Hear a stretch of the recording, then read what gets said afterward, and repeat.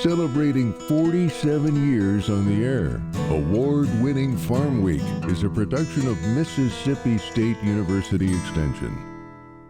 Today on Farmweek, one last chance to meet the new leader of MSU Extension, ANGUS CATCHOT. Plus, turns out there may have been an earlier clue to the appearance of bird flu in Texas dairy cattle. In Southern Gardening, do you have the combo? Combo containers, that is. Eddie has the DIY. And in our encore feature, Grace McGrew, what's she been up to all these years? Farmweek starts right now.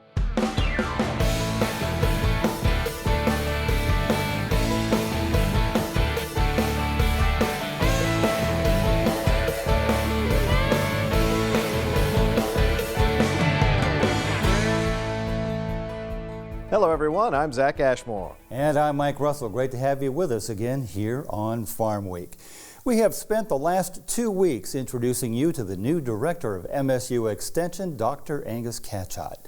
For 18 years, he worked as an extension entomologist and brings a different kind of energy to his new position at the helm of Extension.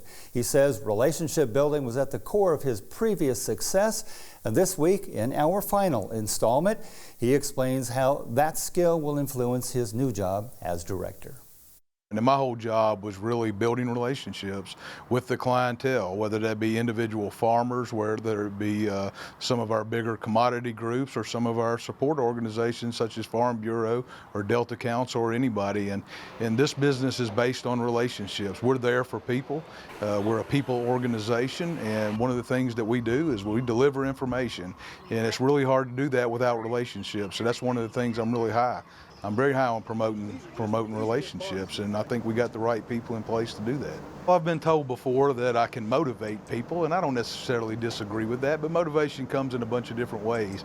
I tend to believe you do it with a carrot, and you do it with leading by example, and I try to do that every opportunity that I get, and every opportunity I get I speak for Extension, and I speak for the benefits of Extension, and I try to stay true to the land grant mission, and you know, every opportunity I get I sell that message. We're a hospitality state.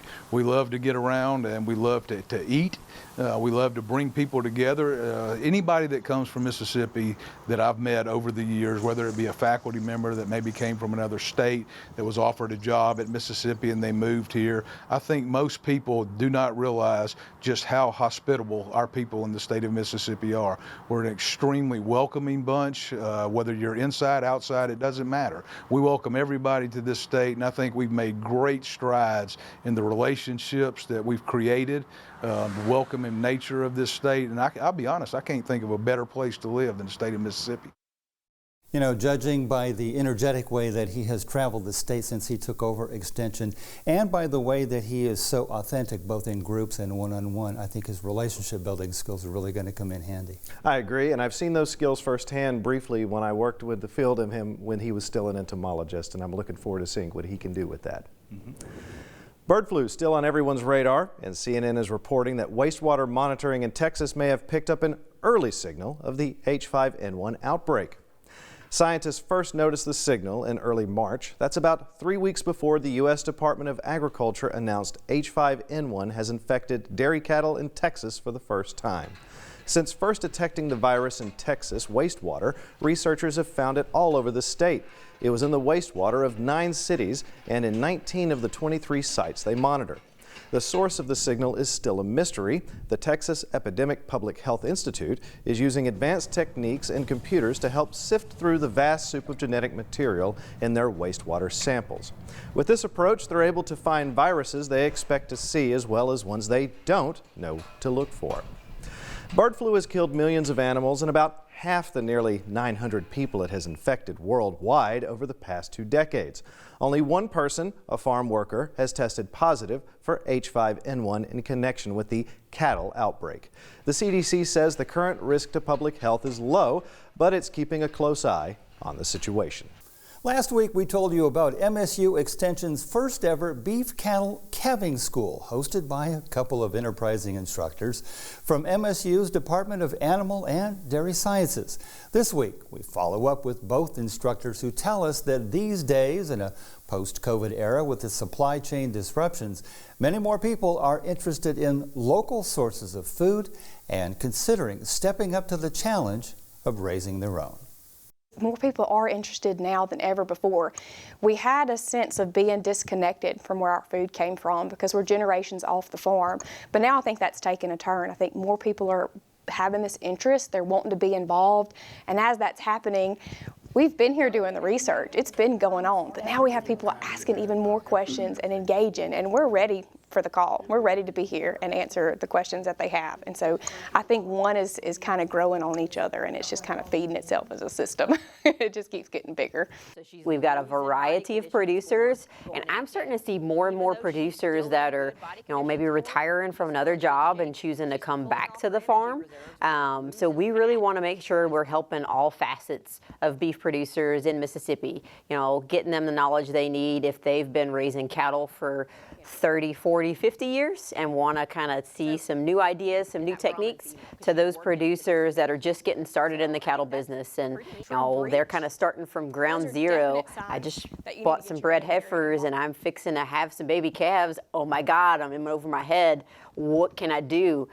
So that was kind of the idea of kind of fitting all those things into it and providing kind of those little nuggets that every time I talk to a group of producers, my goal, I tell them, is always find one thing, find one little piece of information that they can take back to their farm and kind of build on and improve upon.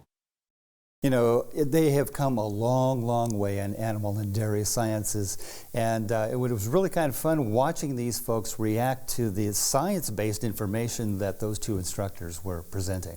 I bet with all the new technology, things have really changed a lot in the past few years. Yeah. And it's really neat to see them having these kind of schools for people. Yeah, absolutely. A California company is brewing up business and helping female-led farms. It's a coffee business that exclusively gets its sources from women-owned organizations and co-ops, including in Mexico. Laurie Perez reports. Every bean for LA's Cafecita coffee is roasted slowly and scientifically. Knowing when to smell for steam and when to smell for smoke. But Cafecita owner Natalie Webb says what makes them all the sweeter is where they come from. Women make up 70% of the manual labor on most coffee farms, but are far less represented as decision makers or as owners. And a lot of that is women can't own land a lot of times. It's in their husband's names and their father's names. This is an estate in Chiapas, Mexico. Webb sources exclusively from sustainable, women-owned farms and co-ops like this one. Formerly an international human rights lawyer, in 2020 she decided to take her advocacy in a different direction. Women's rights is so important to so many people, and people don't know how to help. So I think having companies that are able to let customers make an impact just by drinking your cup of coffee, which you're going to drink anyways in the morning, choosing brands that align with your values, I think really resonates with a lot of people. She says when Cafecita launched, they were the only roaster in the country sourcing exclusively from women-owned farms and remain the only one focused on women's empowerment. A percentage of every sale goes to supporting women's nonprofits around the world. And there's another female figure Cafecita supports, Mother Earth. We wanted everything to be sustainable, so we have solar, and all the materials that we use are 100% compostable. Cafecita's trailer uses 100% renewable energy, as does its roastery. It's a green, women-led, women-grown cup of joe. Getting to a point where you can actually deliver not just a cup of coffee, but deliver a message with that cup of coffee, I find that super cool. On the lighter side, as we asked at the top of the show, do you have the combination?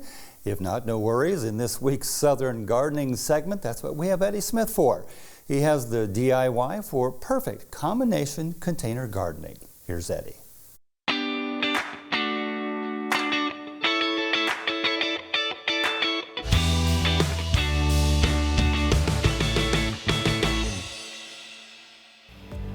I don't think there's anything more inviting or beautiful than a colorful combination container prominently displayed on the patio. Today we're at Buds and Blooms Nursery in Weston, Mississippi, looking at some of their beautiful combination containers. These elaborate containers seem like they would be hard for the home gardener to make, but not if you remember the following ingredients: thriller, filler, and spiller. Thriller plants add height and excitement to the container. Red Star cordyline, with its sword-like dark burgundy leaves, makes a great thriller plant. Papyrus is a good choice, with its umbrellic inflorescence with hundreds of thread-like rays. Using a dwarf canna lily or banana plant will also provide height and interest. Filler plants take up and fill the middle space of the combination. Coleus is a great choice as a filler plant. The kaleidoscope of colors adds beauty and appeal. Begonias are another filler plant with multiple varieties to choose from, all of which have their own unique beauty. A spiller plant's main role is to sprawl out all over the container to soften its edges and tumble towards the ground.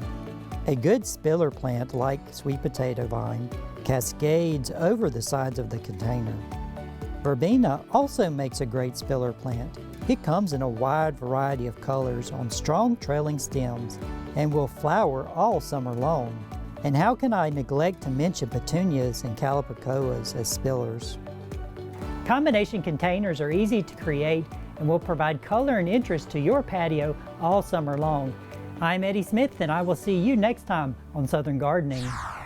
We'll take a break right here, but don't go away. Coming up on our Farm Week feature, she's a dancer, pageant winner, Hall of Famer, and maybe a future scientist. But Grace McGrew says she's just a country girl, and it all started with 4-H. Luck and a good smile only take you so far. Everyone says she was a hard-working 4-H'er with a lot of get up and go. The results? See for yourself when you meet Grace McGrew again, coming up on Farm Week. Don't go away. Here's this week's Farm Week calendar. First, ever wish you could plant more acres on time? How important is new technology being sold to farmers? And do these systems actually pay for themselves? MSU's Plant and Soil Sciences is hosting a planting technology field day June 5th, 9 to 1 in Brooksville. This event is free and includes lunch and a field tour with a focus on new tech for soybeans, corn, and cotton. For more information and to register, see the MSU Extension website. Next, the popular Culinary Arts Kids Camp, June 17th through 21st and 24th through 28th in Starkville. This camp introduces kids to exciting and fun hands-on training focusing on fruits and veggies. Kids learn how to cook, read recipes, and understand food safety. Cost is $300 per child, lunch and snacks provided. Registration is required, limited spots available. Visit the MSU Extension website for more. And that's the Farm Week calendar for this week.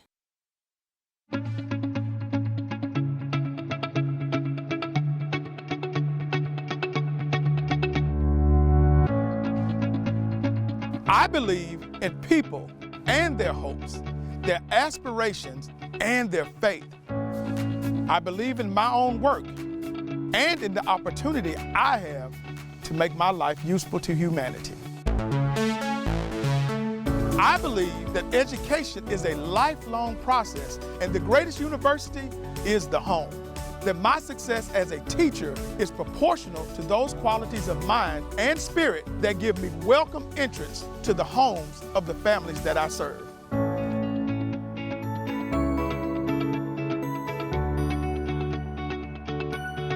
Because I believe these things, I am an extension professional.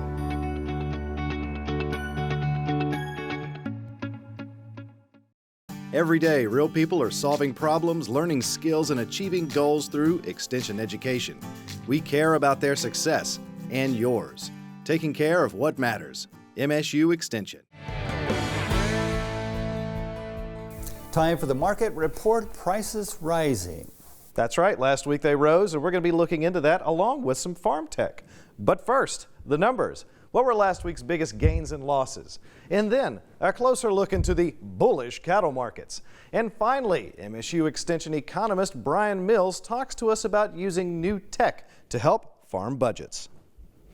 So, markets closed last Friday on the upswing with just a few exceptions, and they didn't fall much. Let's take a look.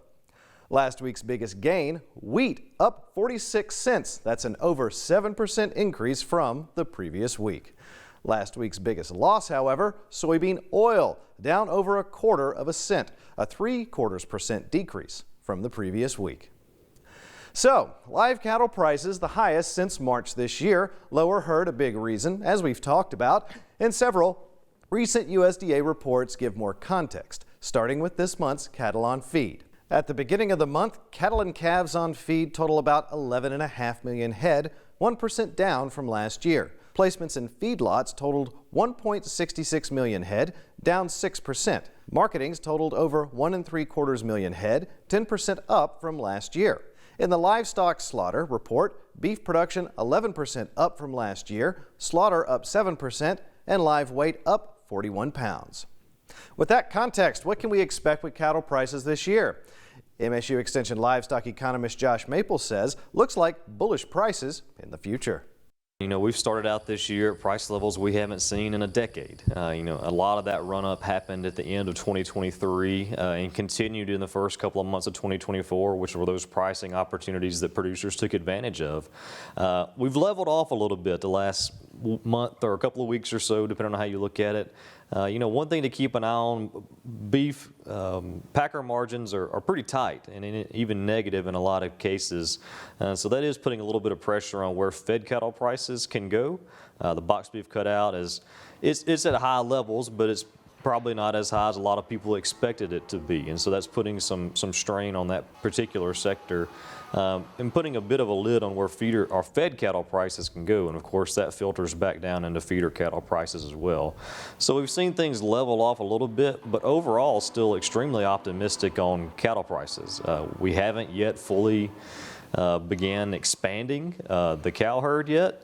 And until we do that, we're going to continue to talk about tighter and tighter supplies. And that's the boat that we're still in. So tighter supplies are leading to a lot of optimism in cattle market prices, expectations, and that's exactly where we are in 2024. So expecting these strong prices to continue and maybe even get stronger depending on when we do start expanding. You've likely noticed lots of new ag technologies, and they have a name. Precision agriculture. But how do you make use of them? I spoke to MSU Extension economist Brian Mills, who specializes in this field, to help make sense of it and how it can help the producer. So precision agriculture is these different technologies that allow producers to gain more information about what's going on in their farm.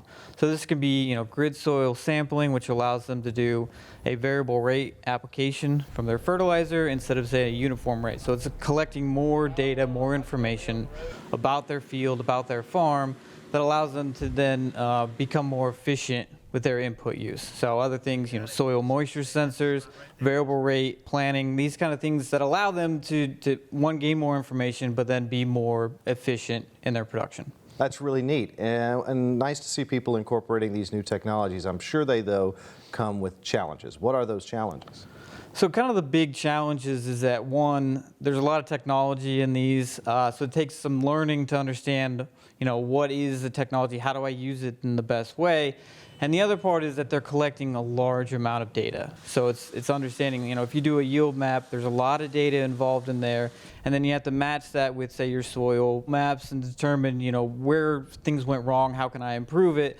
But if you have a large number of fields, there's a lot of data, a lot of things to analyze, and so it can be kind of difficult to figure out, what actually went wrong. And so it's understanding, one, the technology, and then two, figuring out how I can use it in the best way. So how's Extension helping out with this problem? So we have a lot of things that we go around. We teach people about these different technologies, better ways to use them. We do a lot of things with soil moisture sensors, especially over in the Delta region. So teaching producers how best to use these. And then we have production budgets that we put out that kind of collects data that farmers can then use when they gain all this information from these precision ag technologies. They're gaining all this input data, all these cost data, that they can then put it into a budget and then analyze it and figure out, where's my break even? What price should I actually be selling at? Because that's the whole idea of these, is that we collect more information on our cost of production, then we get a better idea of here's my break even, here's where I should be selling, so that you know where you're going to make money and where you're not. And that's it for a deeper look into the markets. We'll continue our discussion of ag tech next week. Mike? Thanks, Zach. You'll love this encore story. We talk a lot about 4-H. For a lot of young people, it's the way they get a leg up on life. That's certainly the case for Grace McGrew of Prentiss County, Mississippi, who jumped into almost everything 4-H had to offer. Another gem from producer Brian Utley. We've run this one more than once, but it's a story that shows just how much 4-H can help someone blossom. Enjoy. Grace McGrew is the type of young lady that you want your daughters to grow up and be like. She's a class act, even at a young age, whatever she set out to do, she worked hard at it. You mix talent and hard work, great things are gonna happen.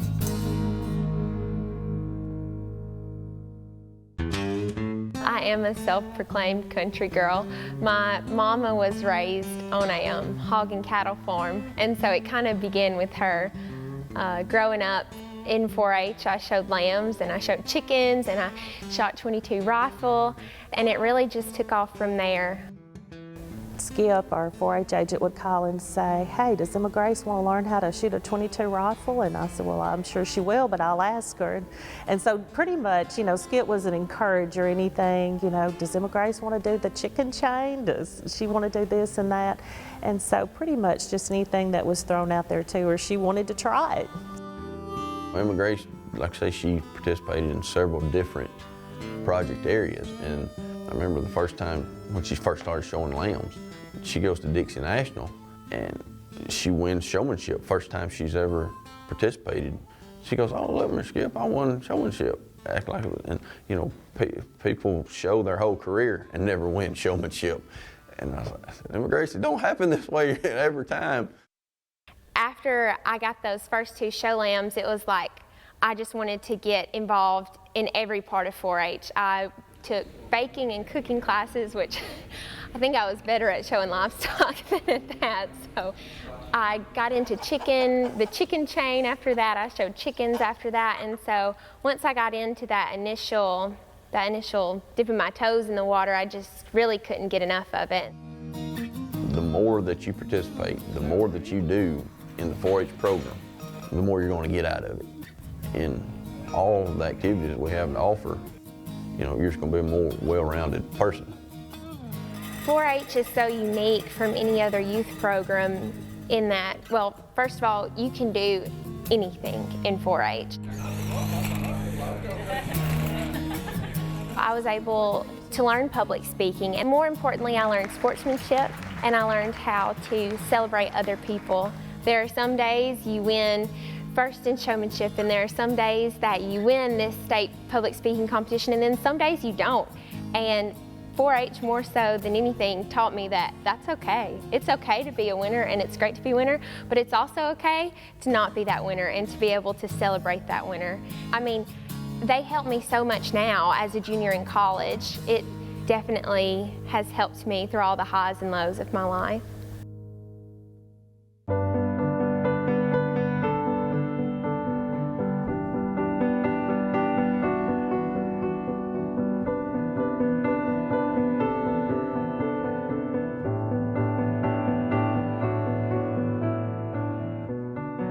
The 2017 Mississippi Miss Hospitality. Contestant number 1, Emma Grace McGrew. I just remember confetti shot out of the stage, and I looked to where my family was, and everybody was standing up clapping, and my mama had her head in her lap. We were so happy and so proud of her, and I just wanted her to have a really good experience. And of course, I wanted her to be able to be her very best self through it and show who she really was.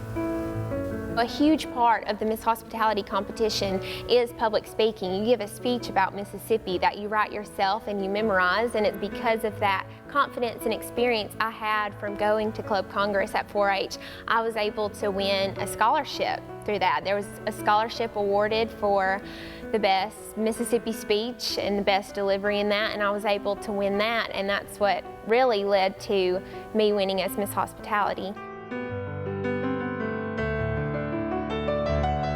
You'll find your place through 4-H. The friends that you get from 4-H really, I mean, it makes it all worth your while. Looking back, 4-H helped me to discover who I am, and it helped me to discover who I want to be. It has been a tremendous impact on my life. She is one talented Mississippian with a great personality. She certainly is talented. Now, we run that story before, as you know, the first time around Christmas of 2018. Since then, some new things have happened in Emma Grace's life. They sure have. She graduated with two degrees in speech pathology, a bachelor's and a master's from MUW, Mississippi University for Women in Columbus. And she's now working as a speech pathologist at the University of Mississippi Medical Center in Jackson, helping special needs kids. Emma Grace McGrew is now Emma Grace Olson. She's married and lives in Flowood, just north of Jackson. She has nephews in 4-H, and as you can imagine, she's very supportive of them. And finally, she speaks to high school kids from time to time. She has a lot going on and a very bright future. Congratulations to Emma Grace Olson and to all of her mentors in 4-H. Great job. Well, next week, as we prepare for our Tree Farmer of the Year story later in the year, one of my favorite encores, Tree Farm Economics. We head to the peaceful town of Aberdeen, Mississippi. There we meet Bobby Watkins, whose tall pines planted more than 30 years ago are both his retirement income and his legacy. Mr. Watkins was born to be a tree farmer, and his love of the land sustains the here and now and will cradle generations to come. That's next time on Farm Week. Remember, if you missed a story, look for past episodes of Farm Week on our website at farmweek.tv. And don't forget to follow us on Facebook and YouTube. We'll see you next week. Thanks for watching.